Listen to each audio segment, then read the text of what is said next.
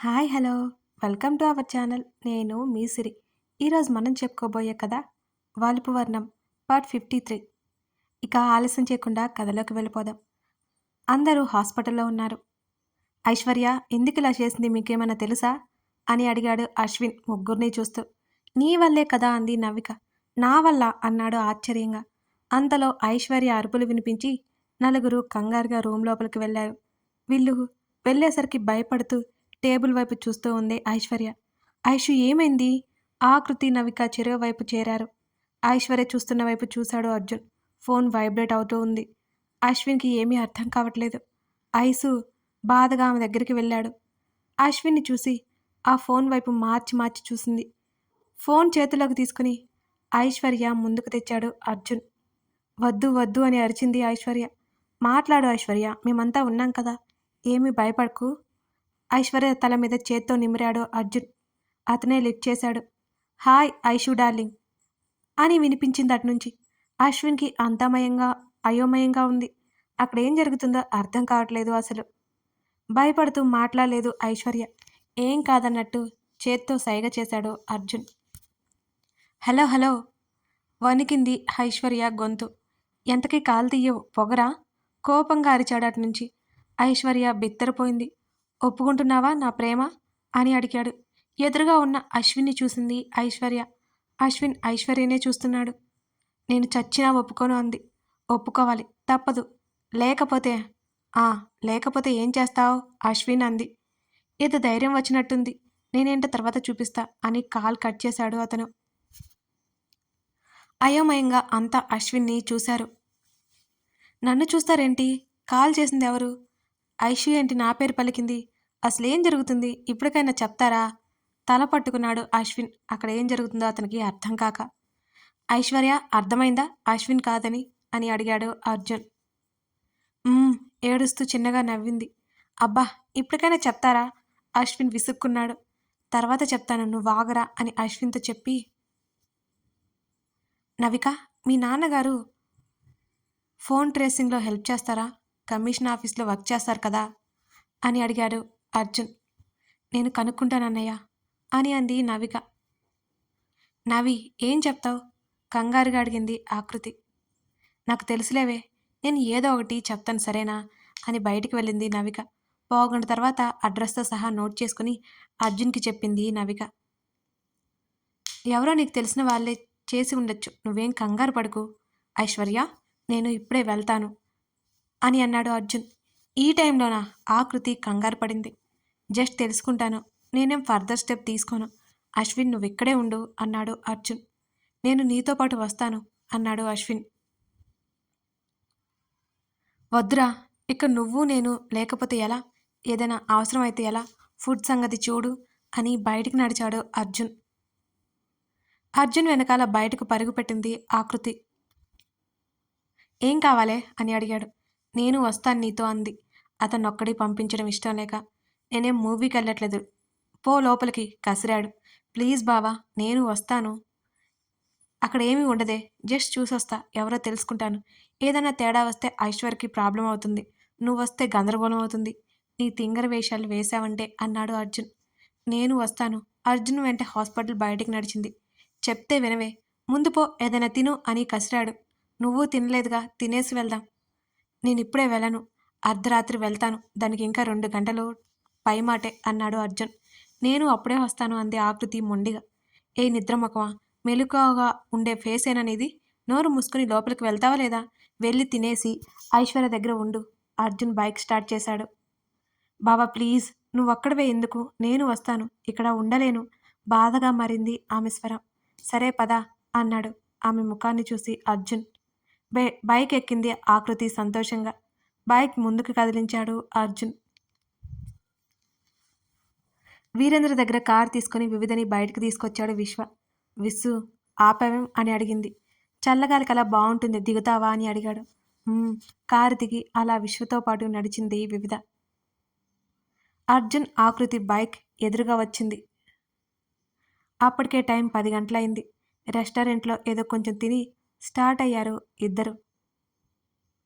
Light వెలుతురులో ఎదురుగా కనిపిస్తున్న వివిధని చూసి బైక్ ఆపాడు అర్జున్. ముందు బైక్ ఆగడంతో ఎవరా అని చూసిన వివిధ ఆమెకి అర్జున్ కనిపించాడు. వెనుక బైక్ దిగిన ఆకృతి కనిపించింది. వివిధని చూడగానే నెమ్మదిగా బైక్ దిగి వివిధ ముందుకొచ్చాడు అర్జున్. విశ్వకి అంతా అసహనంగా ఉంది. కోపం కూడా వస్తోంది. ఎలా ఉన్నావు వివిధ అని అడిగాడు అర్జున్. ఆమె కళ్ళల్లో నీళ్లు తలుక్కున మెరిశాయి. ఆకృతి వివిధ ఒకరినొకరు చూసుకున్నారు. ఇద్దరి కళ్ళల్లో నీళ్లు తేలియాడాయి. ఆకృతికి కాస్త కంగారుగా కూడా అనిపించింది. వివిధకి చెప్పిన విషయం గుర్తొచ్చి వీళ్ళని మళ్ళీ తప్పుగా అర్థం చేసుకుంటుందో అనిపించింది ఆకృతికి. బ్రతికే ఉంది అర్జున్ అన్నాడు విశ్వ. ఆ మాటలు సూటిగా తగిలాయి అర్జున్కి. ఇంకేం మాట్లాడలేకపోయాడు అతను.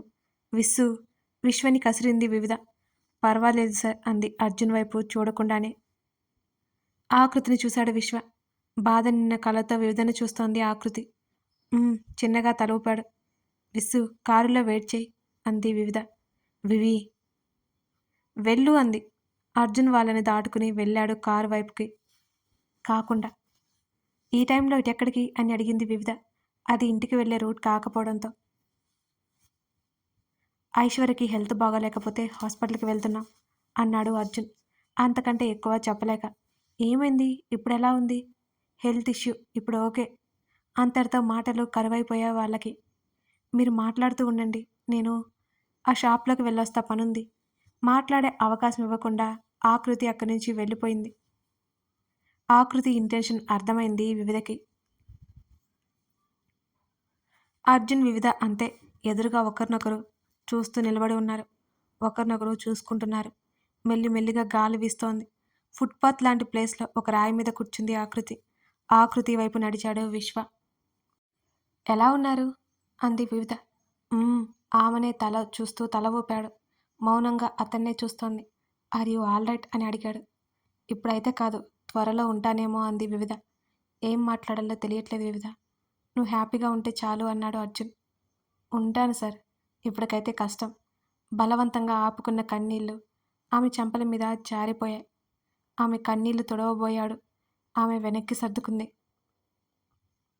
ప్రేమిస్తేనే నిన్ను ఓదార్చాలా? చెప్పు. బాధగా ఉంది అతని స్వరం. నా మనసుని అదుపు చేసుకుంటున్నాను. అదెక్కడ స్వార్థపూరితం అవుతుందో అని నా భయం అంది కళ్ళు తుడుచుకుంటూ వివిధ. ఎప్పటికీ ఇలాగే ఉంటావా? ఉండను సార్, అది ఎప్పటి వరకు నాకు తెలియదు అంది వివిధ. వివిధ జీరబోయిన గొంతుతో పిలిచాడు అతను. నేను మెల్లగా సెట్ అవుతాను. మీ సంగతేంటి అని అడిగింది వివిధ. అర్జున్ ఏం మాట్లాడలేకపోయాడు. ఏమైంది? ఆకృతి ఇంకేం మాట్లాడలేకపోయింది. నువ్వు అనుకున్నావా అప్పుడే తను ఒప్పుకుంటుందని? అలా అయితే ఆకృతి ఎందుకు అవుతుంది అన్నాడు విరక్తిగా నవ్వి. నా దగ్గరికొచ్చి మాట్లాడింది అంది వివిధ. ఏం మాట్లాడింది? వివిధ విషయం చెప్పింది అతనికి. అది విన్నాక అతనికి చాలా కోపం వచ్చింది. నేను ఇంకా ఆకృతితో నా డెసిషన్ ఇది అని చెప్పలేదు. ఒకసారి తనని టెస్ట్ చేయాలనిపించింది. ఆకృతి గెలిచింది సార్. ప్రేమలో గెలిచింది, స్నేహంలో గెలిచింది. నవ్వింది వివిధ ఆమె బాధని లోపల దాచిపెట్టి. థ్యాంక్ యూ అండ్ సారీ వివిధ అన్నాడు ఆమె చేతులు పట్టుకుని. ఆల్ ది బెస్ట్ ఆమె కన్నీళ్లతో నవ్వింది. ఒకసారి తనకి క్లియర్ చేయండి. విశ్వ చేసిన దానికి సారీ. అర్జున్ చేతిని గట్టిగా పట్టుకుని వదిలింది. విశ్వ ఇంకా బెటర్ అని విశ్వకి నీ పట్ల ఉన్నది ఏంటో అనుకున్నాడు అర్జున్. ఒకసారి అర్జున్ అలా సైడ్ నుంచి హగ్ చేసుకుని దూరం జరిగింది వివిధ. ఫుట్పాత్ లాంటి ప్లేస్లో ఒక రాయి మీద కూర్చుంది ఆకృతి. ఆకృతి వైపు నడిచాడు విశ్వ. ఆకృతి విశ్వ పిడుపుకి గబగబా కన్నీళ్లు తుడుచుకుంది. ఆమె విశ్వ వైపు చూసింది. అతనికి ఎదురుగా కూర్చున్నాడు ఆమెకు అతను. కన్నీళ్ళెందుకు అని అడిగాడు. అదేం లేదు విశ్వగారు అంది. అర్జున్ మనసులో ఏముంది అని అడిగాడు. మౌనంగా ఉంది ఆకృతి. నువ్వే ఉన్నావు ఆకృతి. వివిధకి అర్జున్ వద్దు. అర్జున్కి వివిధ అక్కర్లేదు. అర్జున్కి నువ్వు కావాలి. నీ ప్రేమ కావాలి. నీ మనసుకి అర్జున్ కావాలి అన్నాడు విశ్వ. లేదు విశ్వగారు లేదు. భావం మీద నాకు ప్రేమ లేదు ఆమె గట్టిగా చెప్పింది. వివిధ అర్జున్ని వద్దు అనుకుంటుంది. మళ్ళీ అన్నాడు. వివిధ ఏదో ఆవేశంలో అలా అనుకుని ఉంటుంది. ఆ ఇద్దరికి ఒకరంటే ఒకరికి ప్రేమ ఉంది అంది ఆకృతి. లేదు ఆకృతి. ప్లీజ్ విశ్వగారు. నీ అంతట నువ్వే తెలుసుకుంటావా? ఆకృతి అనుకుని సారీ అన్నాడు విశ్వ. విరక్తిగా నవ్వింది ఆకృతి. ఎందుకని ఆమె అడగలేదు. అందుకు అని అతను చెప్పలేదు. అదెందుకో ఇద్దరికీ తెలుసు కాబట్టి. చూసారా, వాళ్ళిద్దరికీ ఒకరంటే ఒకరికి ప్రేమ అని.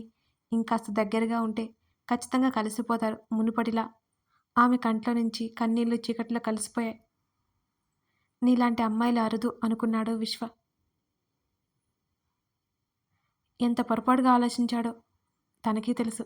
ఆకృతి గురించి తెలిసి కూడా వివిధ కోసమే వేరుగా ఆలోచించాడు. చిరునవ్వుతో తన పొరపాటుని తెలుసుకునేలా చేసి సరిదిద్దింది ఆకృతి.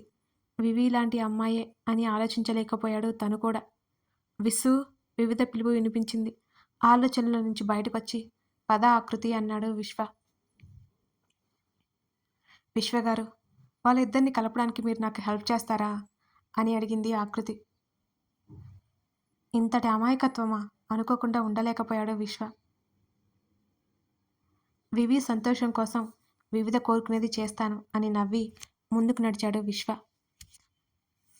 వివిధ ముఖంలో కనిపిస్తున్న కాస్త రిలాక్సేషన్ అర్థమయ్యి అర్జున్ అది కోపంలో అన్నాడు అర్జున్ని చూస్తూ.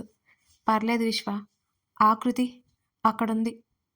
ఆకృతి లాంటి అమ్మాయిలు అరుదు. ఈసారి పైకే అన్నాడు విశ్వ. అర్జున్ నవ్వి ఊరుకున్నాడు. మరోసారి అర్జున్ని చూసి కారులో కూర్చుంది వివిధ. అర్జున్ చూస్తుండగానే వాళ్ళు వెళ్ళిపోయారు. చీకట్లో ఒకటే కూర్చున్న ఆకృతి దగ్గరికి వెళ్ళాడు. తర్వాత మాట్లాడాలి అనుకుని టైం అవుతుంది వెళ్దామా? అక్కడికి వెళ్ళేసరికి ఇంకా 1 అవర్ పడుతుంది. అప్పటికి ఆ ఇంట్లో వాళ్ళు పడుకునే ఉంటారు. మన పని ఈజీ అవుతుంది అన్నాడు. సరే అన్నట్టు తల ఊపి అర్జున్ వెంట నడిచింది ఆకృతి. ఇద్దరి ప్రయాణం మొదలైంది. సిటీకి అవుట్స్కట్స్లో ఉంది అర్జున్ వెతుకుతున్న అడ్రస్. గంట పైనే పట్టింది వారి ప్రయాణం. అప్పటికే టైం 12:30 అయిపోయింది. నిద్ర వస్తుందా ఏంటి? నీరసంగా బైక్ దిగి ఆకృతిని చూసి అన్నాడు. ఎలా కనిపిస్తున్నాను బావా నీకు? నిద్రముఖంలా కనిపిస్తున్నానా? సీరియస్గా అడిగింది ఆకృతి. వేరే చెప్పాలా అన్నాడు అర్జున్ ఒక పక్కగా బైక్ పార్క్ చేస్తూ. నేనేమీ అంత నిద్రముఖం కాదు కాస్త గట్టిగా అరిచింది ఆకృతి. ఏయ్ చిన్నగా మాట్లాడవే పదా అన్నాడు. ఇద్దరూ మెల్లిగా నక్కి నక్కి గోడ వెంట నడుస్తూ గేట్ దగ్గర వాచ్మెన్ ఉన్నాడా లేదా అని చూశారు. వాచ్మెన్ ఉన్నాడు. ఏం చేస్తున్నాడా అని గమనించాడు అర్జున్. నిద్రపోతూ కనిపించడంతో ఊపిరి పీల్చుకున్నాడు. వాచ్మెన్ నిద్రపోతున్నాడు, ఇట్నుంచే వెళ్దాం అన్నాడు అర్జున్. ఇట్నుంచంటే గేట్ దగ్గర నుంచా అంది ఆకృతి. సీరియస్గా ఆకృతి వైపు చూశాడు. నువ్వే కదా ఇట్నుంచి అన్నావు. అర్జున్ అలా చూడ్డంతో అమాయకంగా చెప్పింది ఆకృతి. అందుకే నిన్ను రావద్దు అన్నది. ఈ గోడ దూకి వెళ్దాం అన్నాడు అర్జున్. అంతలో ఏదో కారు రావడంతో ఇద్దరు చెట్టు వెనకాల దాక్కున్నారు. ఆ కారు అక్కడి నుంచి వెళ్ళిపోయింది. వాచ్మెన్ మేల్కొని మళ్ళీ పడుకున్నాడు. గాడ్ వీడెవడో ఇప్పుడే రావాలా? నిద్రపోతున్న వాచ్మెన్ లేచాడు అన్నాడు అర్జున్ గుసగుసగా.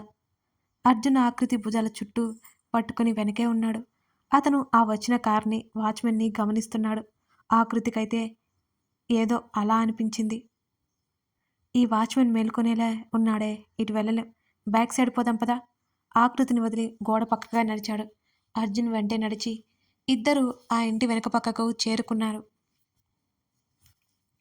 ఈ గోడ ఎక్కి లోపలికి దూకేస్తే మనం ఇంటిలోకి వెళ్ళొచ్చు ఆ గోడని చూస్తూ అన్నాడు అర్జున్.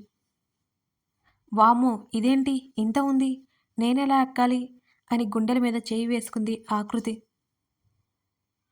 తప్పదు, లేకపోతే నువ్వు ఇక్కడే ఉండు, నేను వెళ్ళి వస్తా అన్నాడు అర్జున్. అమ్మో చీకట్లో నేనుండను, నాకు భయం అని భయంగా చుట్టూ చూస్తూ చెప్పింది. లేకపోతే ఏంటే, వస్తేరా లేకపోతే లేదు అన్నాడు అర్జున్. నేను లోపలికి వస్తాను బావా, కానీ ఇది చాలా ఎత్తుగా ఉంది, నేను ఎలా ఎక్కాలి?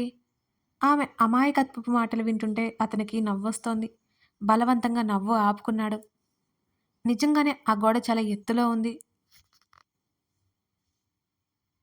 2 నిమిషాలు ఆలోచించి కింద కూర్చుని ఇదిగో నా మోకాల మీద కాలు పెట్టి ఎక్కవే అన్నాడు. ఊహు అంది తల అడ్డంగా తిప్పుతూ. ఊహుహు ఆహహా అంటే అవదు, ఎక్కు ఆకృతి అన్నట్టే యాక్షన్ చేస్తూ వెటకారంగా అన్నాడు అర్జున్. నేను ఎలా ఎక్కలేను, నిన్ను అనవసరంగా తీసుకొచ్చాను, ఇక్కడ ఎలా ఉంటుందో చూసుకోకుండా అన్నాడు అర్జున్. ఏడు మొహం పెట్టుకుంది ఆకృతి. సరే ఏడవకు, నువ్వు పైకెక్కడానికి ట్రై చేయి అన్నాడు. రెండుసార్లు పైకెగిరి అర్జున్ని చూసింది ఆకృతి. ట్రై చేయి అన్నాడు అర్జున్.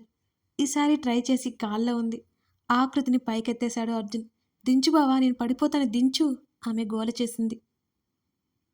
ఆకృతి అలా అరిచేసరికి ఎవరైనా వస్తారేమోనని కంగారుగా దించేసి ఆమె నోరు మూసిపెట్టాడు అర్జున్. మెంటలా, అరుపులేంటే కసిరాడు నోటు మీద చేయిని తీస్తూ. ఇవాళ సడన్గా నువ్వు అలా పైకెత్తేసరికి భయం వేసింది అంది ముఖం చిన్నపుచ్చుకొని ఆకృతి. అర్జున్ తల పట్టుకున్నాడు. సారీ బావా, ఇక అరవను అంది ఆకృతి బుద్ధిగా. అరిచావు అంటే నేనిక్కడే పడేసి పోతాను లోపలికి వార్నింగ్ ఇచ్చాడు అర్జున్. సరే అంది ఆకృతి. ఆమె నడుము పట్టుకుని పైకి లేపాడు. నడుం మీద అతని చేతిలో ఒత్తిడికి బిగుసుకుపోయింది ఆకృతి. గట్టిగా కళ్ళు మూసుకుంది ఆమె. ఆకృతి, అర్జున్ అతనెవరో తెలుసుకుని అక్కడి నుంచి క్షేమంగా బయటపడతారా? తెలుసుకోవాలి అంటే తర్వాత భాగం చూడాల్సిందే. లైక్ చేయడం, కామెంట్ చేయడం మర్చిపోకండి ఫ్రెండ్స్. Thank you.